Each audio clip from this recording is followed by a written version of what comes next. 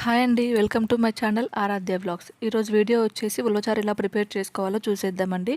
ఇక్కడ నేను 1 కప్పు ఉలవలు తీసుకొని ఓవర్ నైట్ నానబెట్టుకున్నాను. ఇక్కడ చూడండి, ఉలవలు కూడా మంచిగా నానాయి, వాటర్ కూడా కలర్ చేంజ్ అయ్యాయండి. ఇప్పుడు కుక్కర్ తీసుకొని ఇందులో వాటర్తో పాటు ఉలవలు కూడా యాడ్ చేసుకొని ఇంకొన్ని వాటర్ యాడ్ చేసుకోవాలి. స్టవ్ మీడియం ఫ్లేమ్లో పెట్టుకొని 5 విజిల్స్ వచ్చే వరకు కుక్ చేసుకోండి. ప్రెషర్ అంతా పోయాక ఓపెన్ చేసి చూడండి, ఉలవలు కూడా చాలా బాగా ఉడికాయండి, మెత్తగా అయ్యాయి.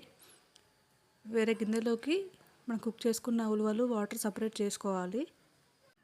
మనం సపరేట్ చేసుకున్న వాటర్ని పక్కకు పెట్టుకోండి. ఒక చిన్న మిక్సీ జార్ తీసుకొని అందులో కొన్ని ఉలవలు వేసుకొని గ్రైండ్ చేసుకొని పక్కకు పెట్టుకోండి. చారులో చాలా టేస్టీగా ఉంటుందండి.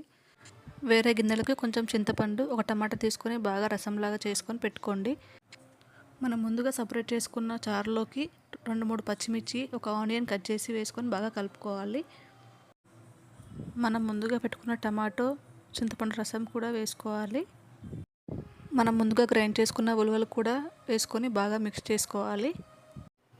ఇప్పుడు 1 టేబుల్ స్పూన్ కారం, 1 టేబుల్ స్పూన్ సాల్ట్ వేసుకొని బాగా మిక్స్ చేసుకోండి. కొన్ని వాటర్ కూడా యాడ్ చేసుకోండి మీ పులుపుకు తగ్గట్టు. స్టవ్ ఆన్ చేసి మీడియం ఫ్లేమ్లో పెట్టుకొని కొంచెం జీలకర్ర మెంతుల పొడి, కొంచెం కొబ్బరి పొడి వేసుకొని బాగా మిక్స్ చేసుకోండి. ఇలా పొంగొచ్చే వరకు మరగనివ్వాలి.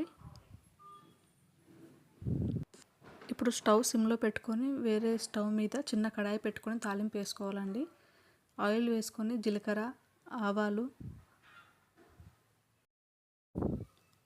2 ఎండుమిర్చి, కరివేపాకు, వెల్లుల్లి కొన్ని, పసుపు వేసుకొని బాగా మిక్స్ చేసుకోండి.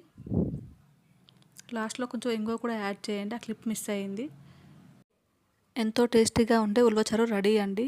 ఈ వీడియో చూసిన వాళ్ళు ఖచ్చితంగా please like, share and comment. Thank you for watching.